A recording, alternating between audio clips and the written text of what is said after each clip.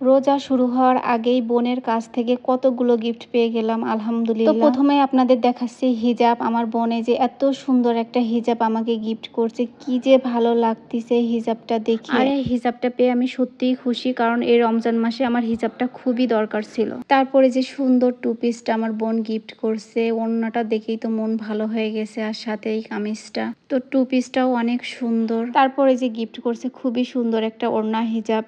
আর আমি যেহেতু রেগুলার বোরকা পরে বাইরে বের হই, এজন্য হিজাবটাও আমার খুবই কাজে আসবে। আর আমার বোন আমাকে যে জিনিসগুলো দিছে এগুলো সবই অনেক প্রয়োজনীয়। তারপরে দিছে এই যে সুন্দর একটা বেডশিট। এই বেডশিটটা অনেক কালারফুল এবং বাটিকের বেডশিট। আর যেহেতু গরম পড়ে গেছে, তো গরমে বাটিকের বেডশিট গুলা কিন্তু ব্যবহার করতে অনেক ভালো লাগে। তো এখানে আমার বোন আমাকে যেগুলা দিছে সবগুলো আমি রেগুলার ইউজ করতে পারবো, আর সবগুলো তো অনেক প্রয়োজনীয়, আগেই তো বললাম। তো এর মাঝে আমার বোন আমাকে স্পেশাল একটা গিফট দিছে, সেটা হচ্ছে এই যে এই গ্লাস স্ট্যান্ডটা।